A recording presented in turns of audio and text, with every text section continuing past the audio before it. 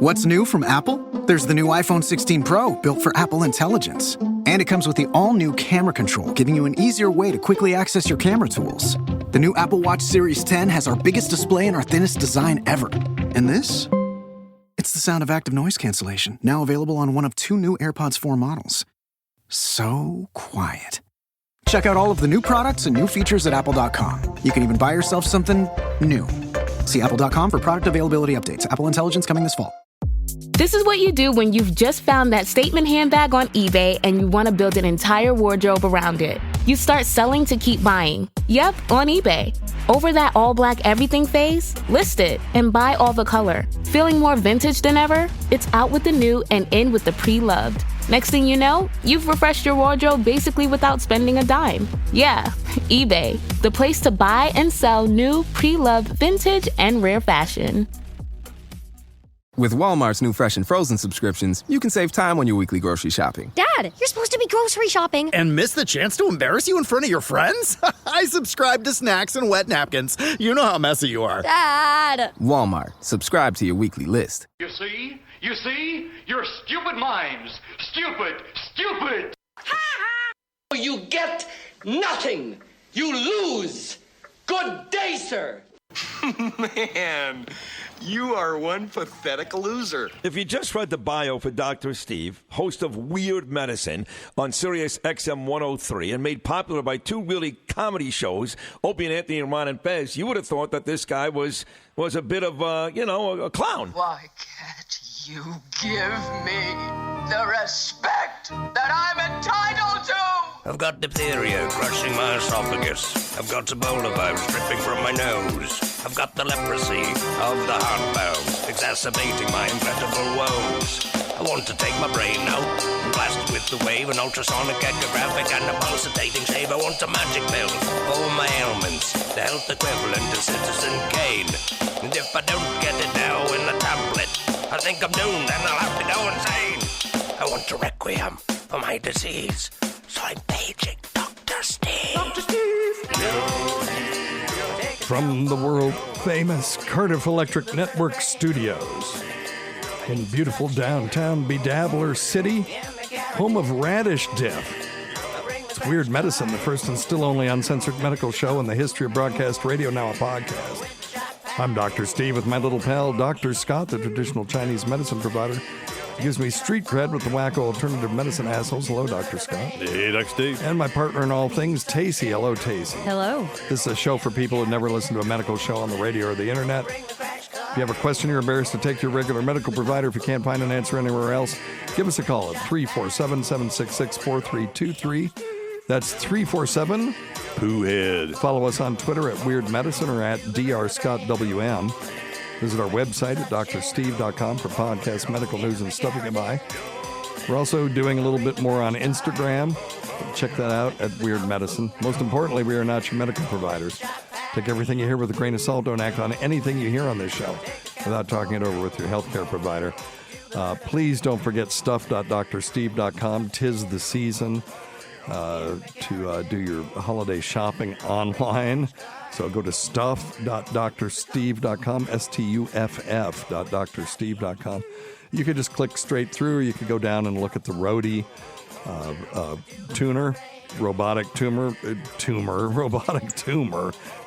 tutor. Jesus, it's not that either. But they do have a guitar tutor, though, at the robotic tuner site at roadie.drsteve.com, or you can just go to, as I said, drsteve.com and scroll down. Great gift for anyone who either wants to learn to play a stringed instrument or who already has one. And then tweakedaudio.com, offer code FLUID. No clue if we are still getting anything from that, but I know the link still, or the code still works. Use offer code FLUID. You get 33% off your order of the best earbuds for the price on the internet.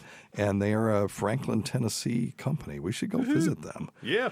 And Patreon is active again, so we had a lot going on and weren't paying as much attention to the Patreon site as we should have, but just did a live stream there last night and answered live questions from patrons and stuff.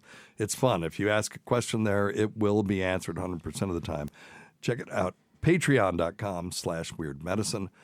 And also having a blast doing cameos. I'm back to $5 because we attained that weird gold status. And I appreciate everyone that got a cameo that got us to gold status. I still don't know what it is. No clue what gold status is. But you are that. It's still fun to do. Yeah, but we are that. Cameo.com/weirdmedicine. I'll basically say anything. Fluid to your mama.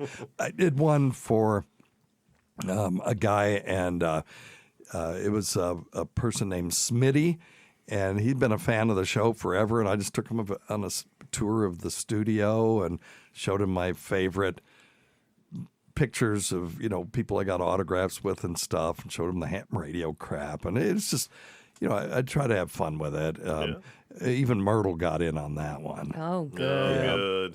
Because everybody loves her. Yeah, well, she's a good one, I'll tell you that. You ought to get She's a nightmare. You ought to get old Myrtle to do one of them camis for you.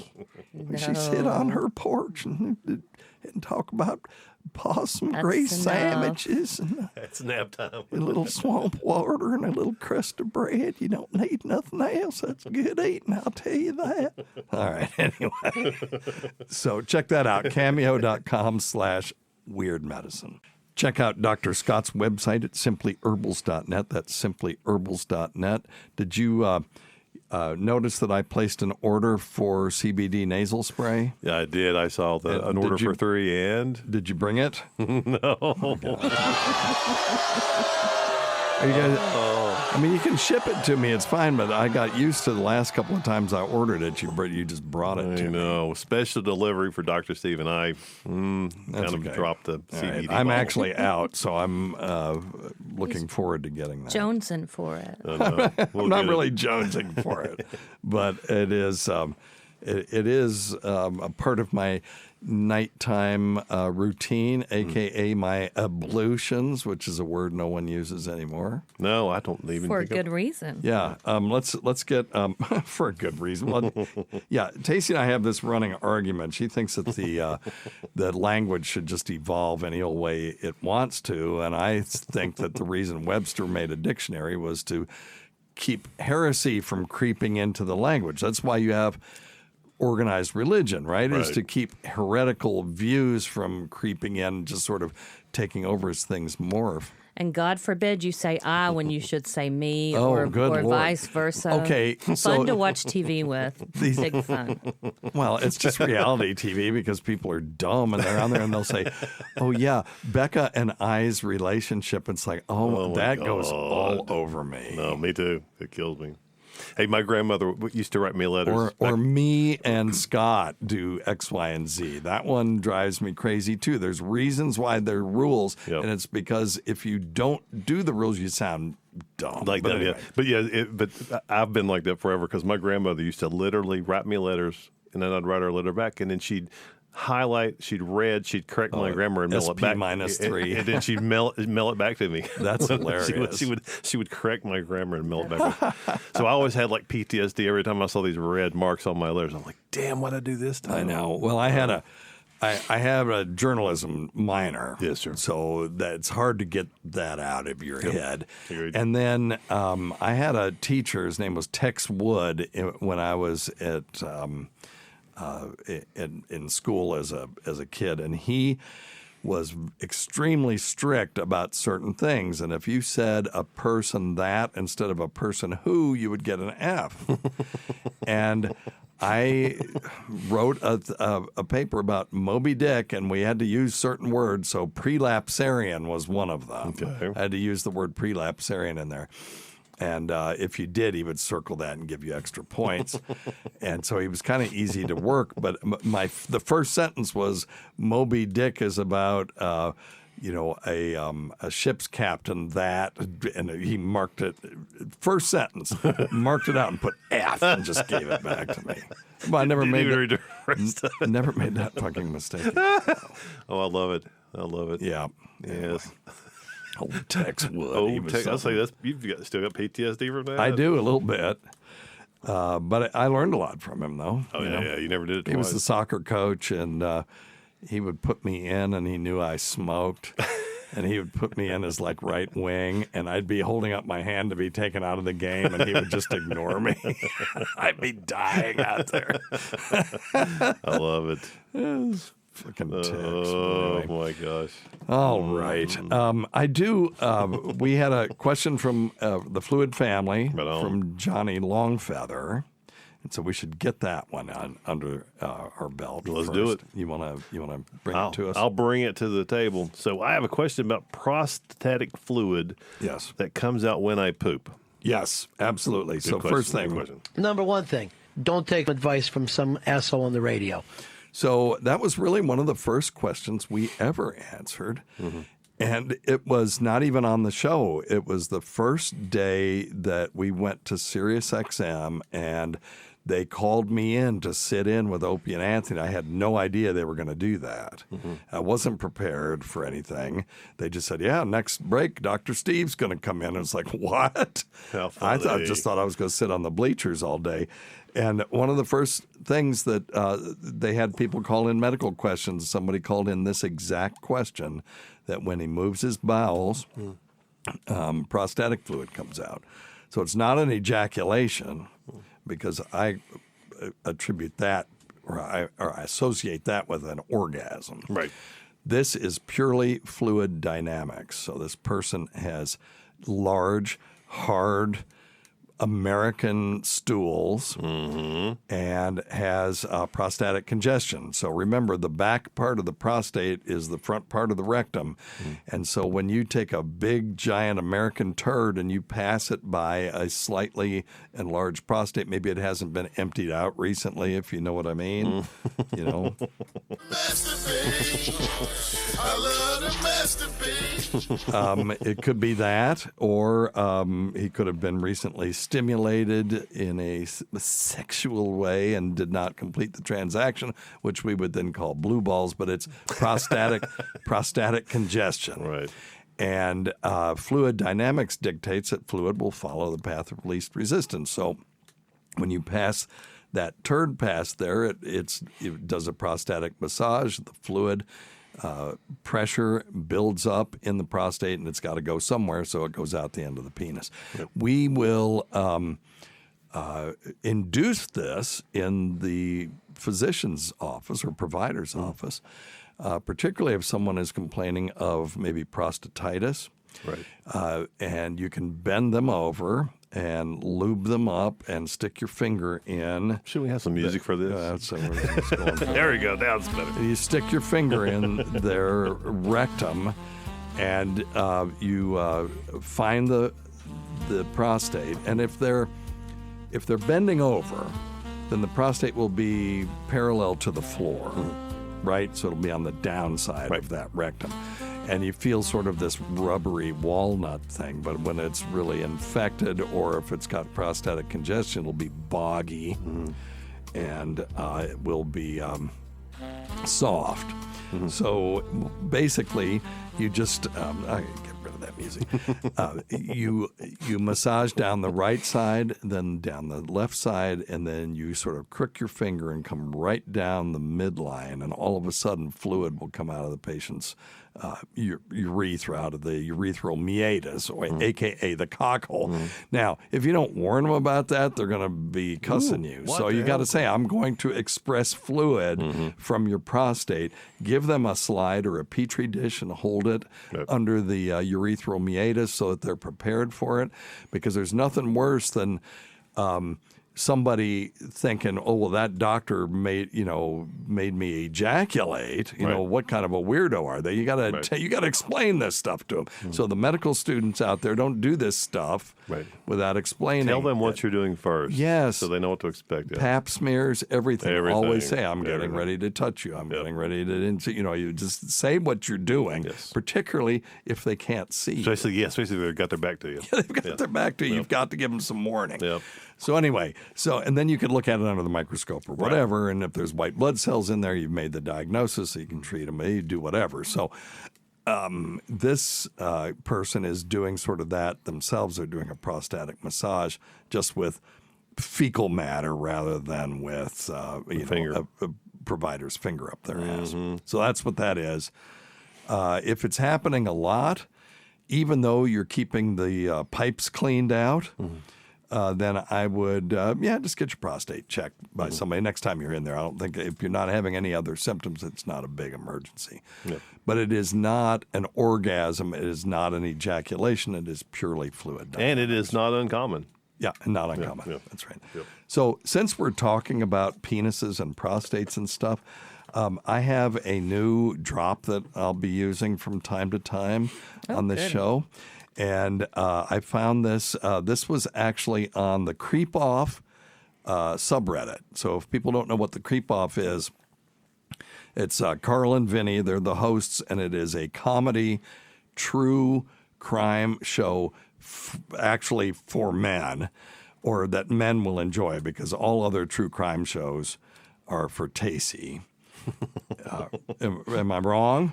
I mean, I mostly don't for listen girls. to a lot of podcasts. I'm going to have to find one for a trip I'm going on soon. Yeah, well, okay. So I'll need your help with that. Oh, yeah. Well, Tukey Soup, Bedabbling Live. I'm not sure. No. Maybe I don't need your help with that. You might have to tackle that in your own days. But, but this is one. Well, the Creep Off is a good one, Tace. And I was on, if you ever want to go back and listen to one that your old pal was on, it's called Concrete Enema. And I did it before I knew how to interface with another show where the audio was right. And so I had this production where I had David C. Robertson from DC On Screen read this story about this serial killer in his sort of Joker voice, and I had music and everything, but the system stripped all the music out, so it sounds kind of dumb. But David did a great job, and check that out if you're interested in DC superhero movies, which Scott is shaking his head vigorously. Can't wait. Me either. But DC On Screen's the best one. But anyway, so I was on the Creep Off Reddit, and I found this. This is the greatest video of anyone ever being arrested of all time, and it's in Australia. And what happened was the police were alerted that there was an international criminal in this restaurant eating Chinese food. Well, it was a case of mistaken identity. Oh, geez. This guy was an artist, and they picked the wrong guy. And I wish that you guys could see it, but I will do a live stream on our YouTube channel, maybe even tonight, and we'll play it so you can see it. But you could just look it up. It's Charles Dozsa, or Dozsa, D-O-Z-S-A, eating a succulent Chinese meal, and here it is. So here's the actual audio of it.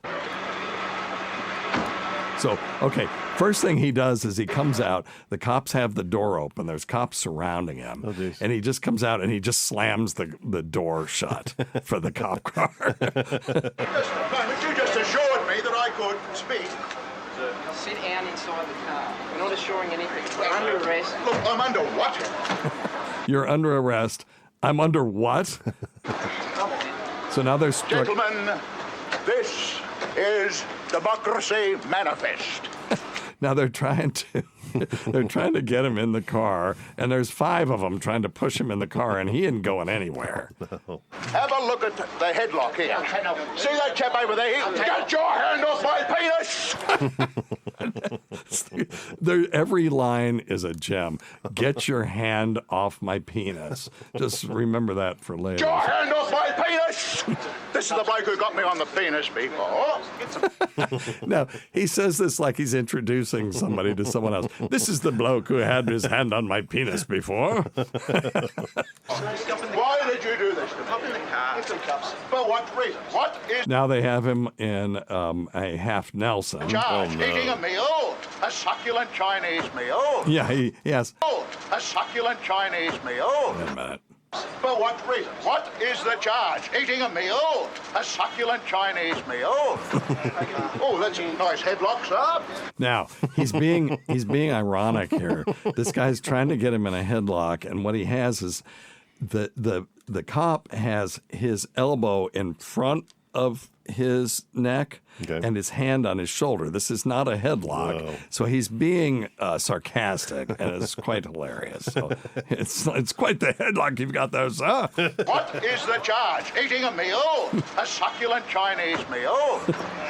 Oh, that's a nice headlock, sir. Oh, yes. I see that you know your judo well. I see that you know your judo well. He's being completely sarcastic. That's what I would do, piss him off. And you, sir, are you waiting to receive my limp penis? How dare get you? So they got him pushed in front of the car. There's a guy in the car going to grab his legs, right? And he says, "Oh, and you, sir, are you prepared to accept my limp penis? How dare you, sir?" Your judo well. There we go. Good one, sir.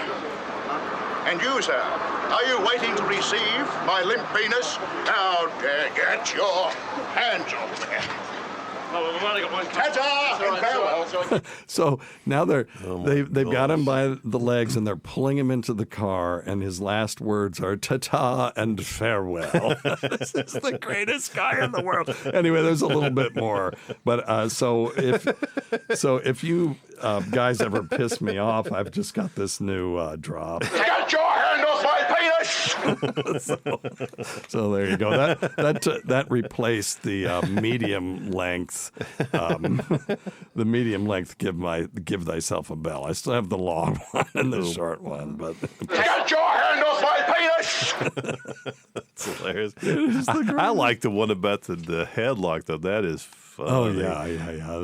It's God. I see you know your judo well. It's like, just looking at the guy, and it's anyway. It's hilarious. What's the guy look like? Is he a big dude? He's a pretty big dude. He was a a burly dude. Yeah. But I actually found, and I'll go over this on the live stream because I just love this so much, and there's. People, the comments on the video are like, I have to watch this every day to start my day. It's brilliant.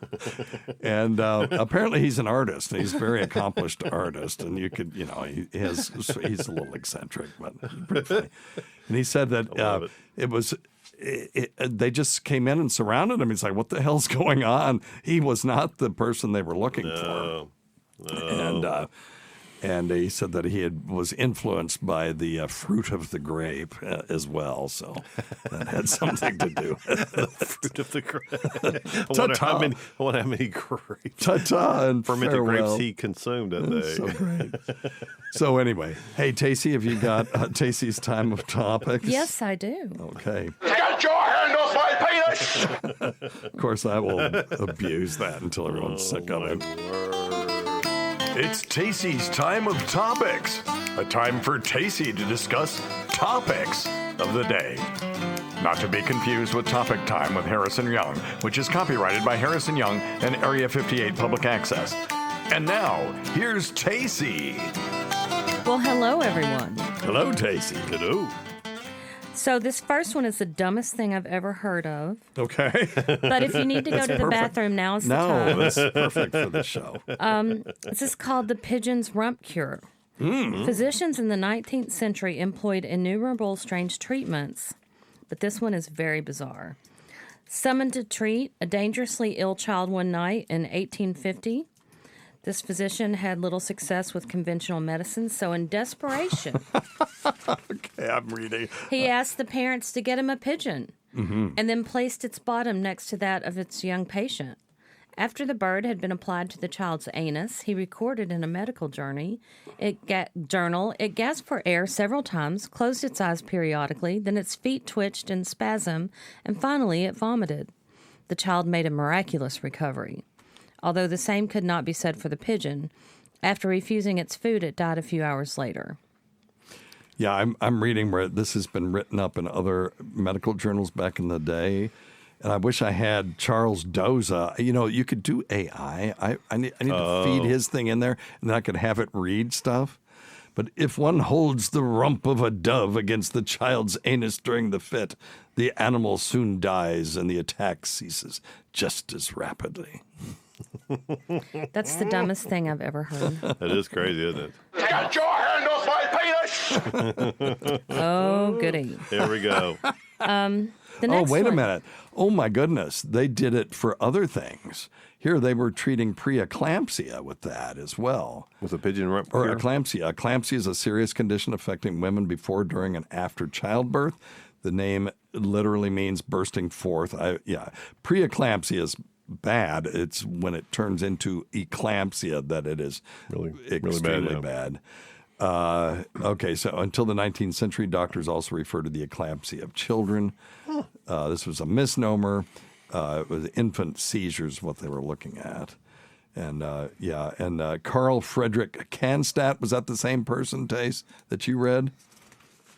This was all over the place then. This is a different person. No. One remedy I must mention here, whose unequivocal effects I have myself witnessed, however inexplicable the phenomenon. If one holds the rump of a dove against the child's anus during paroxysm, the animal quickly dies and the attack ceases just as rapidly. Wow. And it was, there's story after story in the old medical literature about this. How in the hell did that get started? I mean, why would somebody have thought of that? So stupid. Yeah, listen. Of course, when you don't have any other options, I guess. Let's put a seriously bird though, up against even if kid's I have no anus. other options, I'm not killing a pigeon and shoving it up a Well, kid's. why did the pigeon die? Did they actually shove it into the anus I don't or know. just set it next to Probably, the anus? if you want to hold a pigeon up to a kid's anus, it's going to fight you, and you're just going to Choke end it. up. Yeah, choke it to death. That's Choke the it only out. thing I can think of. Okay. But even if I had no other options, I wouldn't think of that. But listen, at the time, these people were saying, "Hey, you ought to give it a try." It used to be medical malpractice to treat congestive heart failure people with beta blockers. And the theory at the time was that you're reducing the contractility of the heart and you're actually making it worse. Now it's malpractice if you don't put people on that. So these things do change over time. So if that was accepted medical for even a brief instant medical knowledge, that we finally found out the truth. Wow. Thankfully. Isn't that wild? Well, here's story number 2. All right. When Mr. H, a pharmacist assistant from London, fell ill in the spring of 1842, nobody suspected the real cause. The 35-year-old had always suffered from asthma, so his family naturally assumed this was the reason that he was struggling to breathe. Mm-hmm. But this time, the usual remedies, enemas, bleeding, laxatives, failed to have any effect. God, enemas. He died Can you a few imagine days you're having later. an asthma attack and someone's shoving a tube up your ass? I mean, sounds fun. And when his doctor performed an autopsy, they were astonished to find a partial set of dentures lodged inside the patient's chest cavity. Poor The man's bastard. father recalled that the dead man had accidentally swallowed them 13 years earlier. Wow. The doctors concluded that he had, in fact, inhaled the false teeth, which had become lodged in his airway before causing the fatal event more than a decade later. Oh, I'm suspicious of that timeline. I think he swallowed them. It ended up in his stomach, never went anywhere, and then at some point he aspirated them. Mm-hmm. They worked their way back up. He had a reflux episode, and they're probably partially broken down. Mm-hmm. He had a reflux episode, and he regurgitated these things, and then it ended up in his airway. If he had had dentures in his airway for 13 years, he would have known about it. Yeah, I mean, if you just get a tiny bit of hair, steak or a hair in there, you're going to cough like a lunatic. Yeah. Well, and you got to figure I think they're too, wrong on getting those dentures into that in that airway. And it was a partial. But still, that's could still have just been 2 teeth. That'd be tough to get going down that way. Correct. It's be easier to get coming up, like you said. Yeah. If you aspirate it. Yeah, he's probably drunk. Yep. I mean, allegedly. I don't want him to sue me. Laying on their side or laying on their back. Yep, laying on their back. Vomits a little bit, yep. Regurgitated these things that's been sitting in his stomach all this time because he couldn't pass it. Yep, that would make sense. That would be my guess. I'm with Dr. Steve on this. All right. Okay. Good one, Tacie. Good one. The next one is, in the summer of 1859, a 12-year-old girl from London named Sarah began to complain of nausea. Her parents remained unconcerned until one afternoon she vomited a large garden slug. which was alive and very active. Oh, don't eat slugs. Sarah Ann then threw up 7 more slugs of various sizes, but all alive. Asked if she'd eaten anything unusual, the girl told the family doctor that she'd like to snack on lettuces from the garden. The physician concluded that she had unwittingly swallowed a family of young slugs that had grown to maturity inside her stomach over the course of several weeks. Wow. The case prompted one of the best headlines. Oh, yeah. What was the headline? The answer... Oh, well... Oh, no. A teaser. Yeah, I drum don't roll. know. Drum roll. We need a drum roll. Well, I think I one know. of the best I headlines. have the headline right here. The next, okay, Get your hand off my penis! Okay, there you go. So anyway, then it goes from the best headlines, and it must have skipped a page because it says, okay. The answer, unsurprisingly, is no, they cannot. Whatever was wrong with Sarah Ann, it was not a family of mollusks contentedly munching on vegetables in her stomach. Exactly right. She ate slugs. Yeah. And there was a kid that ate a slug and he died from it. But slugs are not poisonous, but they can have toxins on their surface. Okay. And they create mucus and serotonin, which makes them sort of nasty in their slime. But this kid got a parasite from the slug, and he died from it. Gosh. Yeah. That'd be a hard way to go. Anyway, yeah. Yeah, she ate slugs. She's a damn liar is what it is. She just didn't want to say, well, allegedly, Yeah, again. allegedly, yeah. I don't want her to sue me for defamation. When was this? 18. Okay. I mean, it's been All a right. while. She's dead. She's a liar. She ate slugs and was embarrassed. She was having because I'm some sure her mental mother distress. said, "You didn't eat slugs, did you?" And she was like, "No, Mama. No, of course not. No, mater. I ate lettuce from the lettuce from the garden." I can't. Okay, the next terrible. one I'm not even trying to do an accent. I'm just trying to do a little kid. Oh yeah. is one of the most commonly encountered medical conditions in the 18th century was bladder stones. The only effective treatment was the operation known as lithotomy. Yeah, performed lithotomy. without anesthetic. That It would was be where they cut the stone out. So otomy meaning cutting. Okay. Ostomy meaning making a hole. Otomy meaning cutting. It was excruciatingly painful, and patients often died. Did they say how they did it? No. Okay, let's get the procedure. Oh, of the bladder lithotomy. stone. Why did so many people have stones back then? Well, this guy invented a new instrument, a Hard file water? made from a knitting needle. He inserted this implement up his own urethra 3 to 4 times a day and used it to file away the stone bit by bit.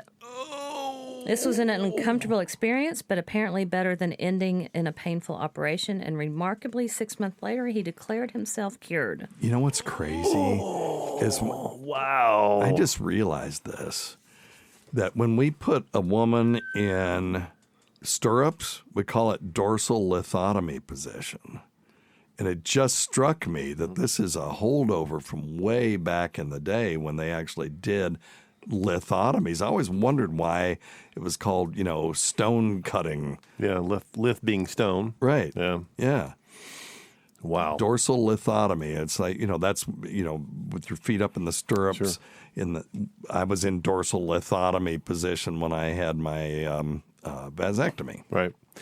Can you imagine doing that, running that file up there? All I can think of is how awful the camera that you and I both had. It was, jeez. Yeah, I felt like I was pissing razor blades for 2 days. Can you imagine? No, I really. Why were they having so many bladder stones? I don't know. I'm guessing hard water, maybe, possibly.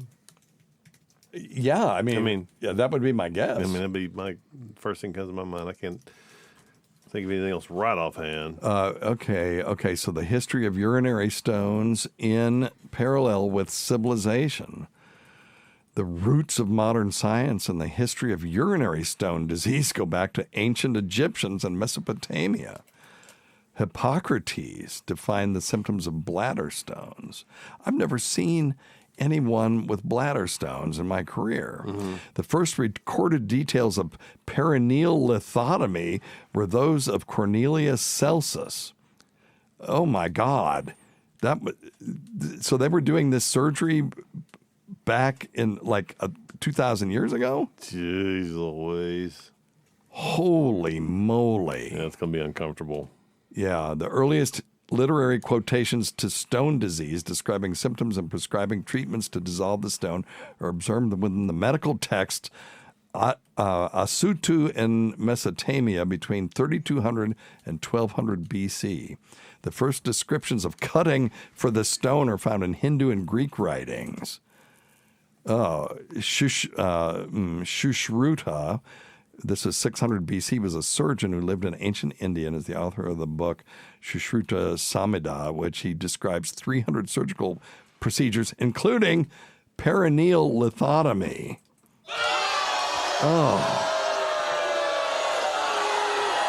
Oh my goodness. Oh my goodness gracious. Tacie, this is making my bladder hurt.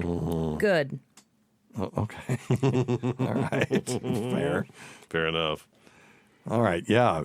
They were doing these perineal. Well, I mean, who do you think was the first person that said, well, your symptoms are probably caused by a stone in your bladder. Let's cut it out. Wouldn't it have to, they would have had to have done like an autopsy post. Yeah. A bunch of, well, they used to do autopsies. Yeah, I would think. I mean, if you read the, not The Sword and the Stone, what is it? The book about Michelangelo. Something in the Stone. No, Agony and the Ecstasy. Okay. He was an anatomist, and he would do autopsies on people. Of course, they didn't have formaldehydes. These people stunk to high heaven. Right. And it was really frowned upon. I mean, if you did autopsies on dead bodies, you were considered weird, but that allowed him to get all the anatomy right in his sculptures and stuff. Well, the Chinese, that's how they found a lot of their anatomy was prisoners after They do it. They wait till they were dead before they did it. Well, they did. Most of the time, I think. Okay, it says here, and here's Michelangelo, who's thought to have high-functioning autism. Really? That explains his single-minded work routine, unusual lifestyle. He suffered from urinary stones. How about that? His terminal illness with symptoms of fluid overload suggests he may have had sustained obstructive nephropathy. That's where you no longer can get rid of fluid waste through the urinary system. It just backs up and then you die eventually. So, Napoleon Bonaparte had bladder stones. The hell was I'm really just kind of going through this trying to see if they say why so many people had bladder stones back then. But anyway, all right. Can't find anything. That was a good one, Tace. Well, thank you. You're the one who sent them to me. Oh, I did? Yes. Oh, okay. Well, there you go. You got any more? Nope. That's it? That is it for time of topics. Okay. All right, fair. Thank you. Let's see. Hey, thanks, Tace, for Tacie's time of topics. It was very good. Stimulated a lot of conversation. We have any questions from the Fluid family there, Dr. Scott? Not yet. Okay. And just remember, if anybody sends in a super chat, that must be done during the show. Absolutely. Today's episode is brought to you by Angie. Angie has made it easier than ever to connect with skilled professionals to get all your jobs and projects done well. Let me tell you, there's the version of it where you try to do something at home, and then there's a version of it where you have someone help you, you watch them do it the right way, and you go, thank God I didn't try to do that myself. I have fully done things around the home that I think look good, and then a bang in the night, and I wake up to a shelf collapsing, a painting falling off the wall. I've seen it all go south. I own a home, and I can tell you, I know how much work it can take. Whether it's everyday maintenance and repairs or making dream projects a reality, it can be hard just to know where to start. But now all you need to do is Angie that and find a skilled local pro who will deliver the quality and expertise you need.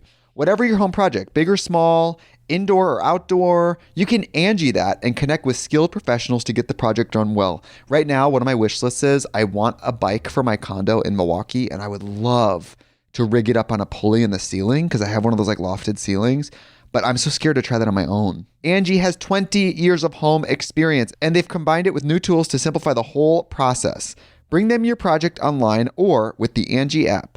Answer a few questions and Angie can handle the rest from start to finish, or help you compare quotes from multiple pros and connect instantly, which means you can take care of any home project in just a few taps. Because when it comes to getting the most out of your home, you can do this when you Angie that. Download the free Angie mobile app today or visit Angie.com. That's ANGI.com. This is what you do when you've just found that statement handbag on eBay and you want to build an entire wardrobe around it. You start selling to keep buying. Yep, on eBay. Over that all-black everything phase? List it and buy all the color. Feeling more vintage than ever? It's out with the new and in with the pre-loved. Next thing you know, you've refreshed your wardrobe basically without spending a dime. Yeah, eBay, the place to buy and sell new, pre-loved, vintage, and rare fashion. With Walmart's new fresh and frozen subscriptions, you can save time on your weekly grocery shopping. Dad, you're supposed to be grocery shopping. And miss the chance to embarrass you in front of your friends? I subscribe to snacks and wet napkins. You know how messy you are. Dad! Walmart. Subscribe to your weekly list. Earning your degree online doesn't mean you have to go about it alone. At Capella University, we're here to support you when you're ready. From enrollment counselors who get to know you and your goals, to academic coaches who can help you form a plan to stay on track. We care about your success and are dedicated to helping you pursue your goals. Going back to school is a big step, but having support at every step of your academic journey can make a big difference. Imagine your future differently at capella.edu. Hear that? Yeah, that's the sound of you relaxing, because now you're managing diabetes with the Freestyle Libre 3 system. You get to know your glucose levels and where it's headed. Manage your diabetes with more confidence with the Freestyle Libre 3 system. Ready to learn more about the #1 prescribed CGM in the U.S.? Visit freestylelibre.us to learn more. Based on retail sales data for patients' last filled prescription by manufacturer. Refer to the FLAIR NL4 study published in BMJ Open Diabetes Research and Care 2019. Safety info found at freestylelibre.us. All right, let's do this one. Oh yeah, I like this one. Let's try this and see. Oh, of course. Here we go with the. There we go. Hi, Dr. Steve, Dr. Scott, Tacie. Hey, when I was a kid, I read stories on strange facts that intrigued me, and there used to be stories about spontaneous human combustion. Correct. Was that a real thing? I used to get nightmares when I had fevers because of those stories. Thanks. Bye. Yeah, so the human body is a chemical factory, and chemical energy is amazing. If you think about it, you eat food, and then you can run a marathon. How many miles is a marathon, Dr. Scott? 24. 24 miles. You can run 24 miles without refueling if you're in shape. Right on. That is the essence of chemical energy. It's unbelievable what you can do and turn chemical energy into motion and kinetic energy and potential energy, et cetera, et cetera.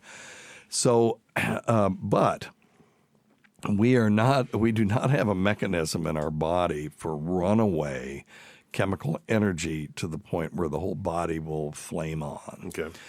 And all of these cases, I used to believe in this I believed in a bunch of stupid crap when I was much younger. And but I did some research, and there are some common threads. The people are obese, so people were like, "Oh, well, they've got fat." They are, but that's part of it. But that's not the whole thing. They are obese, alcoholics or drug abusers, and smokers. So that kind of tells you the whole story. They're smoking, they're passing out, things are getting caught on fire, particularly sleeping garments and stuff like that. And then if there's enough heat, the fat in their body can become rendered and then become fuel for the fire. And so they come in, and these people are just completely burned up. And that is the hypothesis. We've never caught it while it's happening, because how would you do that? You would put them out. Yeah. If you caught somebody, you're not going to sit there and go, "Oh, this person is let's see what happens." Lit themselves on fire, and we're just going to see if this fits the model that we have. So we're not going to do that. But that's there's no real mechanism chemically with the kind of enzymatic chemical reactions that we have in the body for the whole body to hit 451 degrees. Gotcha. Which is what the temperature paper flames on at. So, all right. But very interesting, though. That's a good one, yeah. Yeah, very interesting. All right. This one, Dr. Scott, you might be able to help with this one. Let's see here. Hey, Dr. Steve. I have two questions. Okay. First one, on October 18th, I had a accidental overdose of sodium. No, not sodium. Anyway, channel blockers. Heart medication. Okay. And well, I was rushing Calcium to the ER. channel blocker. Calcium. They put shit up my groin. They put shit down my throat. They put shit down in my neck. Well, when he says they put shit down his groin, what he means is they put a line in. You know, they got access. And what they put down his throat was probably a tube into his lungs to help him breathe. Right. Okay, so lest anybody be confused about what... My neck, and put some I know what he's saying. wires down my neck to my heart. Yeah. And So he may have had a temporary pacemaker.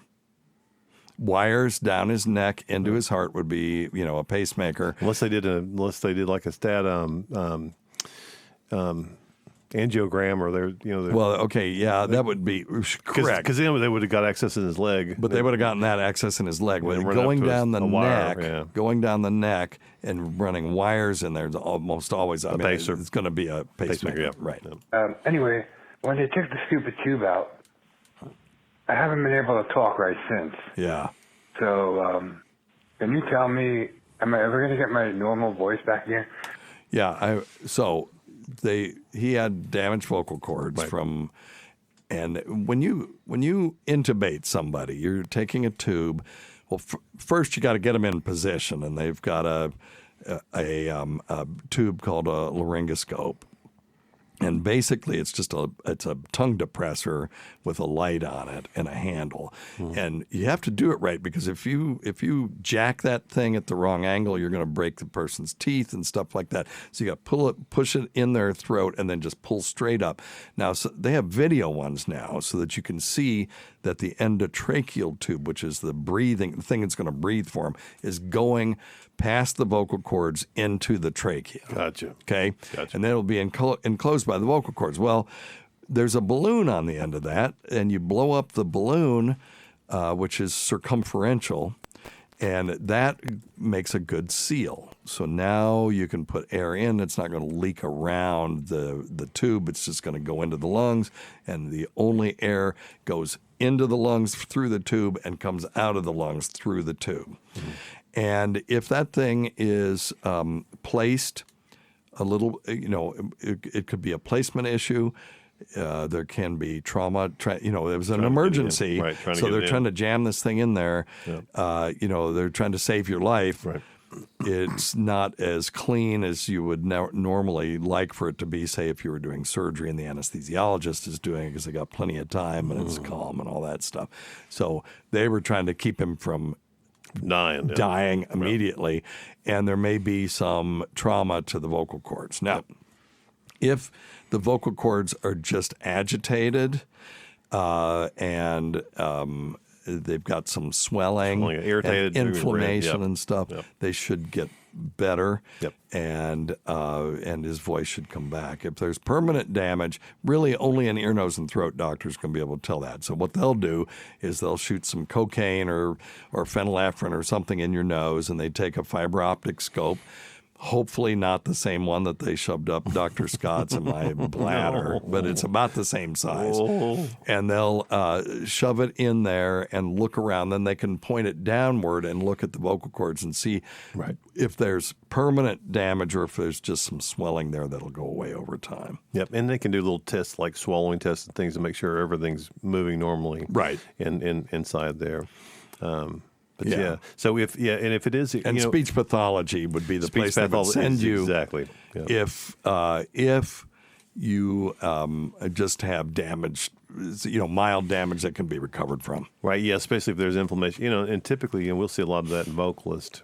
Yep. And so what we do is get them. Rest is number one. Correct. To quit irritating it, obviously, and if there's anything else that's offending, smokers, maybe living in spaces where there's not great air quality. And the other thing is, Dr. Steve, depending on. But if all that's normal, what can happen sometimes is too, when they cock the head back, if they turn it one way, you can actually get pinched nerves in the neck that can affect your I see what you're saying. Yeah. Yes. Yeah. So I'm just saying. So when they had him in the position, if they held him there long enough, he could have damage to the recurrent laryngeal nerve, and that may regenerate. As well. I mean, it can be anything. As long as you don't cut it. Well, yeah, exactly. As long as it's not severed, but even but that's a whole other discussion. But but if that's the case, there are a couple of things you're making sure that you can check the viability of that nerve. Taking away any kind of stress. Anti-inflammatories can help. Needles in there and stimulating that nerve can sometimes help to bring it back. So, So that's the kind of stuff I see do. an acupuncturist, but I don't have that. Not going to hurt anything. It might help. My niece Chris is a PhD speech pathologist. Wow, and she is probably yelling at her radio right now because she would say, well, she has all that stuff. She can do the direct laryngoscopy herself. And they do strobes and do all kinds of things. So if you can find a speech pathologist that can actually visualize your vocal cords, you could do that with one-stop shopping. But if there is damage that needs to be repaired, then the ear, nose, and throat doc's the only one that's going to be able to do that.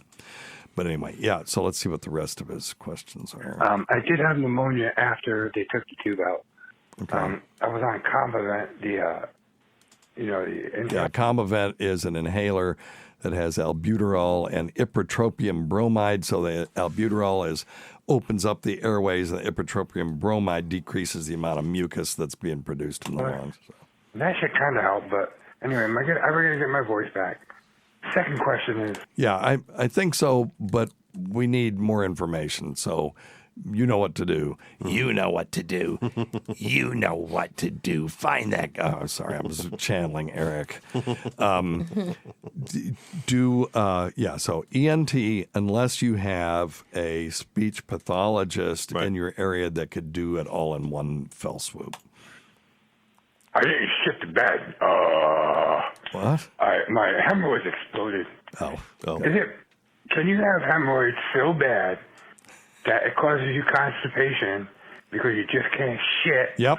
And then when they burst, you just shit the bed?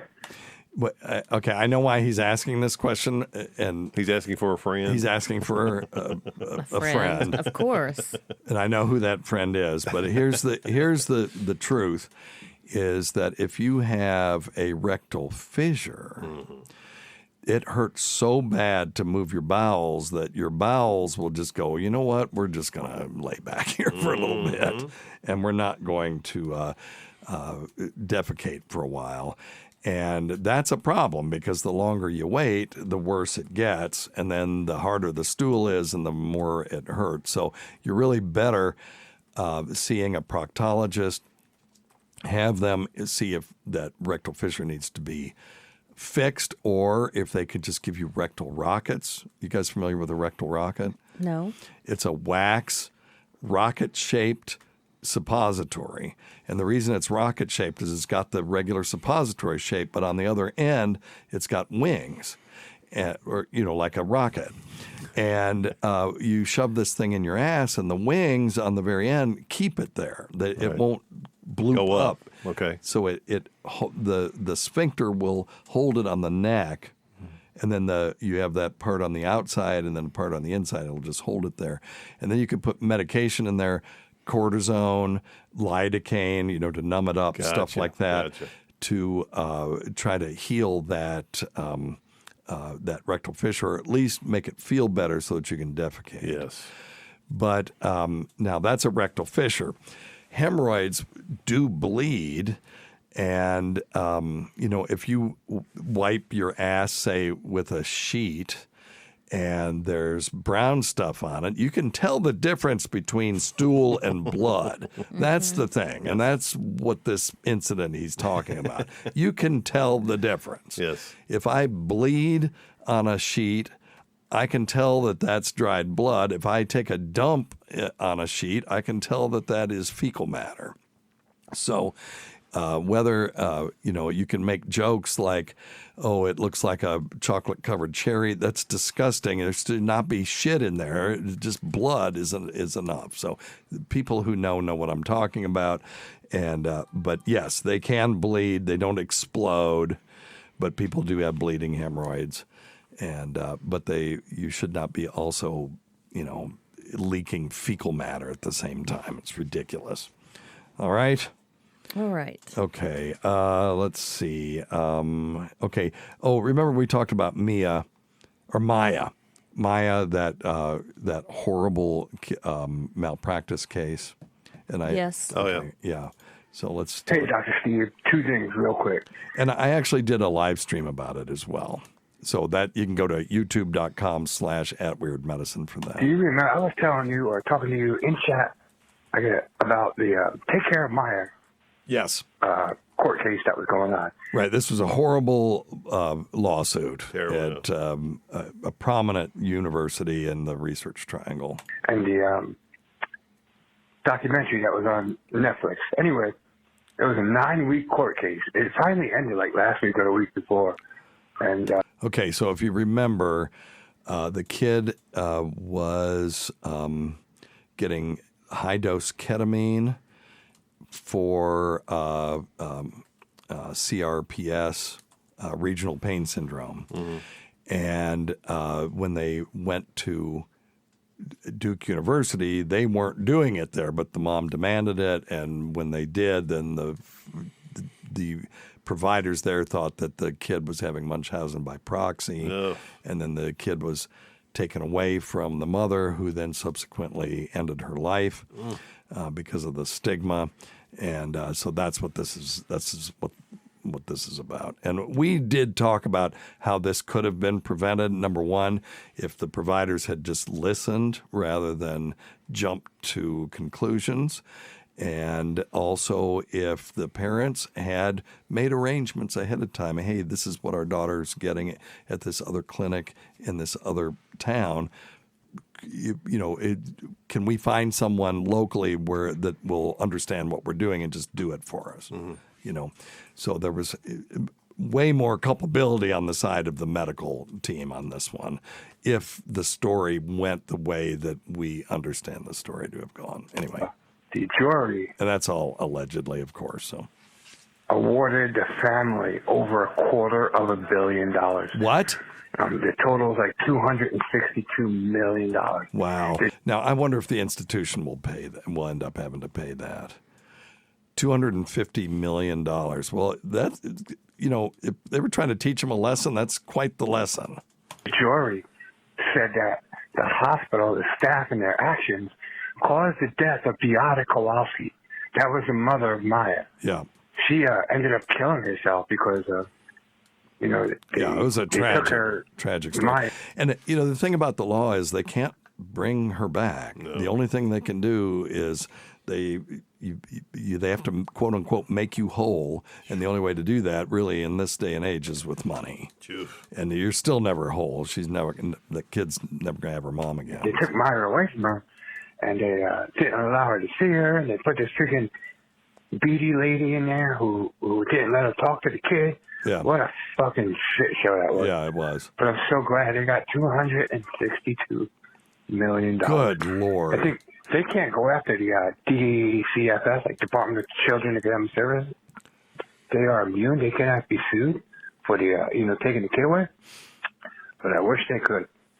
And we have these kinds of cases sometimes where you think there's abuse and neglect, and if you just talk to people, you find out that there's more to the story, and you just, yes, you have to protect the patient, number one, but you have to also put on your Sherlock Holmes hat and do a complete investigation, which obviously we have not done. We're going based on what the media is telling us. And I also understand what Gell-Mann amnesia is, that, for us to assume that what the media is account of this is true is nuts as well. So we'll never know the whole truth of this. But I guess what we do know is that there was quite the judgment against the institution. So anyway.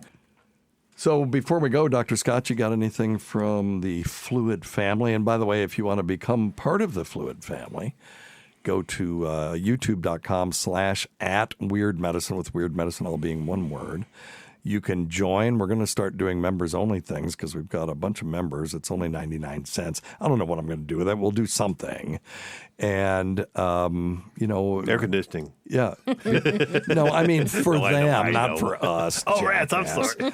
What's Christmas? I figured, They have to get something for joining, other than the dumb perks that you do get, which is you get to use weird medicine-themed icons, or emojis and stuff. But I'll be working on that, particularly over the break. Cool. And when I get a little bit of free time. But anyway, so what do you got? Yeah, real quick, we've got 3 actually good ones in there, all quick questions. Okay.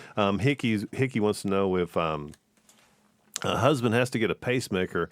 He shoots left-handed and is concerned he will have to give up his rifles. Oh, wow. So okay. Wait a minute now.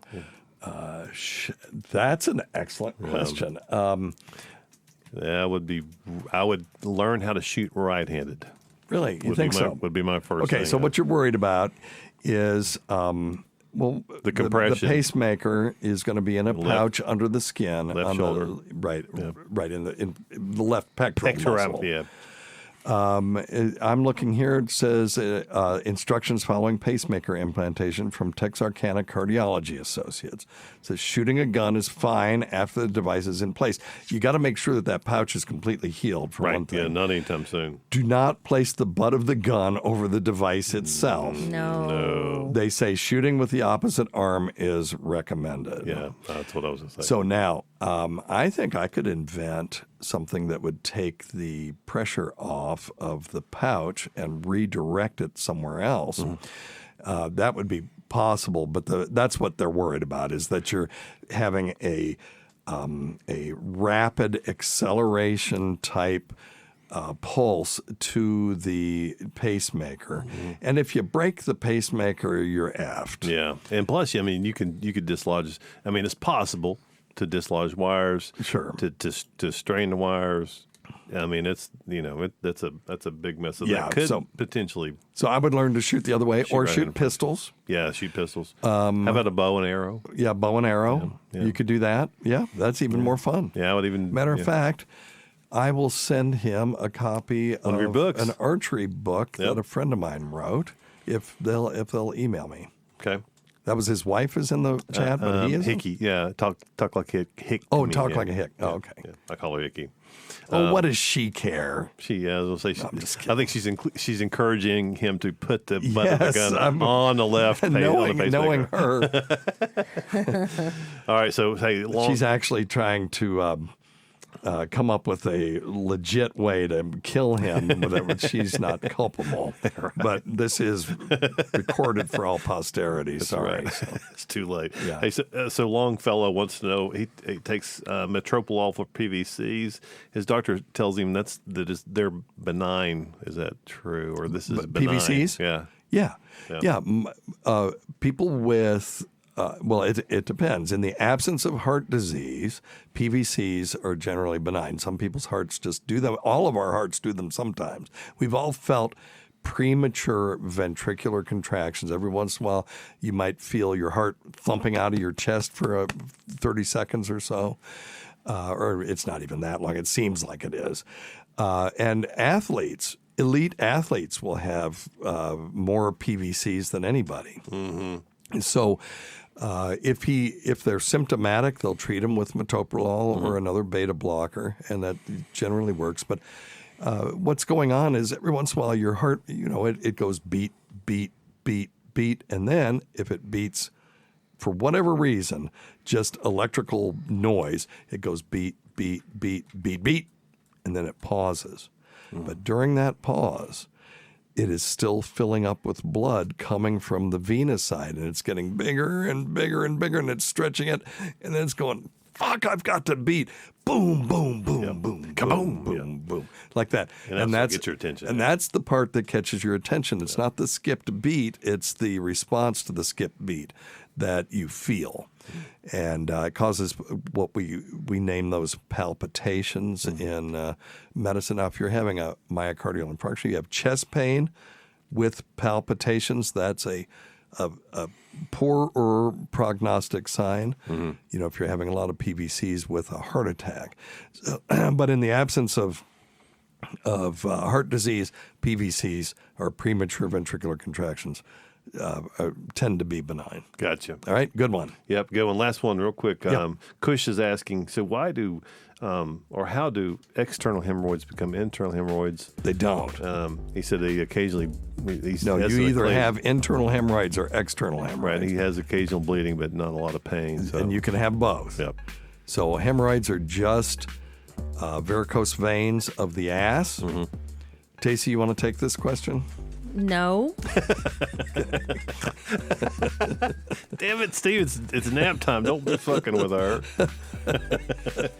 No. Get your hand off my penis. Oh, damn it! Get your hand off my penis! So they are varicose veins of the ass, and you can have internal ones and you can have external ones, and it just depends on where the vein enlarges. The external ones, if they clot, they become thrombosed external hemorrhoids, and that is, those patients walk in the most pain that you'll ever see anybody in, that walk out completely pain-free. Yep. Because when they walk in, they're bent over, they can't sit, and when you're done treating them, they walk out completely pain-free. Those are some of your most grateful patients. I know. But you have to incise it in the office, and you have to have your nurse on the other side. The patient's curled up in a ball, fetal position.